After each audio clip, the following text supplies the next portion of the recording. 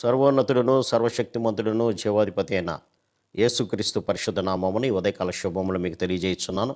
ఇది నా దేవుని యొక్క వాక్య ధ్యానము. మూర్ఖుని యోచన పాపము. సామెతల గ్రంథము 24వ అధ్యాయము 9వ వచనం.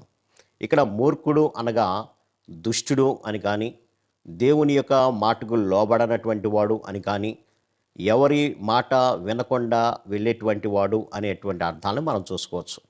అటువంటి వాడు యోచించేటువంటి అనగా అటువంటి వాడి యొక్క ఆలోచన పాపంతో నిండి ఉంటుంది అని వాక్యం సెలవిస్తుంది.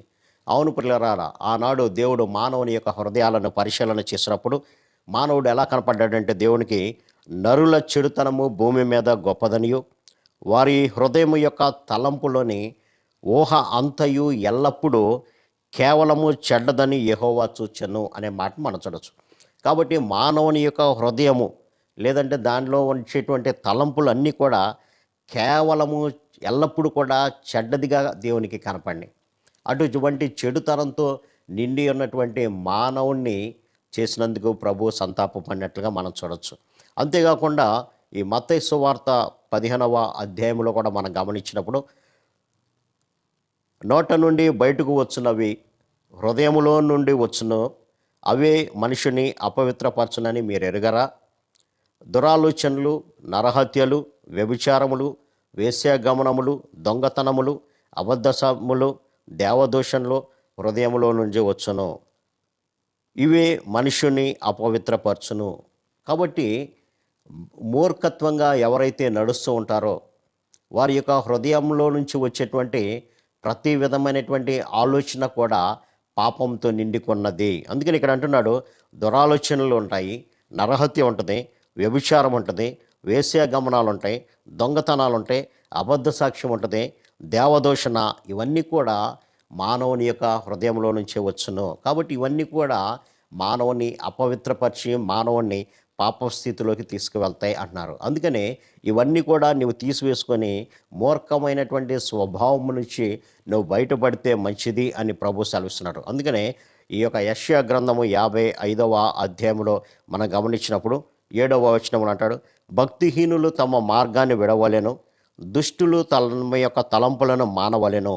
అటు వారు చేసి యెహోవా వైపు తిరిగిన ఎడల ఆయన వారి యందు జాలిపడును, వారు మన దేవుని వైపు తిరిగిన ఎడల ఆయన బహుగా క్షమించును. కాబట్టి మీ యొక్క దుష్టత్వంలో నుంచి, దుష్టమైనటువంటి ఆలోచనలో నుంచి, మీకు పాపాన్ని కలిగించేటువంటి ఆ దుష్ట స్వభావం మీలో నుంచి తీసివేసుకోండి.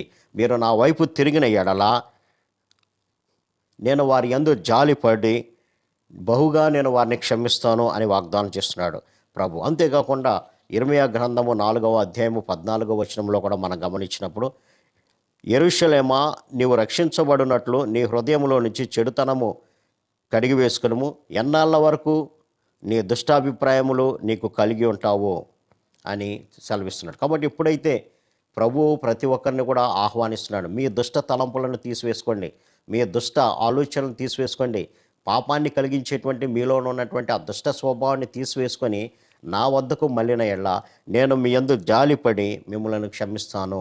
కాబట్టి మీ దుష్ట స్వభావం తీసుకోండి అని ప్రభు హెచ్చరిక చేస్తున్నాడు. కాబట్టి మనం కూడా అటువంటి భయంకరమైనటువంటి స్థితిలో ఉంటే అది పాపం అనేటువంటి సత్యాన్ని గమనించి దేవుడి నుంచి మనల్ని దూరపరుస్తుందని, దేవుని యొక్క రాజ్యం నుంచి మనల్ని వేరుపరిచి నిత్యమైనటువంటి నరకంలోనికి తీసుకువెళ్తుందనేటువంటి సత్యాన్ని గమనించి మనలో ఉన్నటువంటి ఆ మొండితనము లేదంటే విధేయత లేనటువంటి హృదయమును తీసివేసుకొని ప్రభు మాటలకు లోబడినప్పుడు ప్రభు మనల్ని క్షమించి తన యొక్క నిత్య రాజ్యానికి వారసులు చేయాలనేటువంటి ఆలోచన కలిగి ఉన్నారు. కాబట్టి ఈ దిన వాక్య ధ్యానం ద్వారా ఒకవేళ మనలో దేవుని యొక్క వాక్యానికి అవిధేయులు అవుతున్నామేమో, ఇది ఆనాడు ఇర్మీయాతో మాట్లాడినట్లుగా, యెరూషలేమా, నీవు రక్షించబడినట్లు నీ హృదయంలో నుండి చెడుతనాన్ని కడిగి వేసుకో, ఎన్నాళ్ళ వరకు నీ దుష్టాభిప్రాయాలు నీకు కలిగి ఉంటాయి అన్నాడు ప్రభు.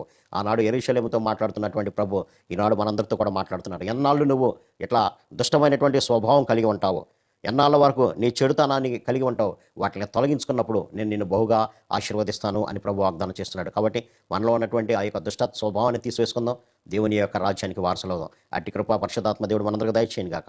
ఆమేన్. ప్రార్థన. సర్వశక్తుడా, ప్రేమ గల మా తండ్రి, దుష్టుని యొక్క ఆలోచన పాపం అన్నావు ప్రభు, అటువంటి దుష్ట స్వభావం మాలో నుంచి తొలగించినైనా మాలో ఉన్నటువంటి ప్రతి పాపాన్ని తీసివేసుకొని మీకు ఇష్టలుగా మేము జీవించలాగిన సహాయం దయచేయమని యేసు నామమున అడిగి వేడుకుంటున్నాం తండ్రి. ఆమేన్. God bless.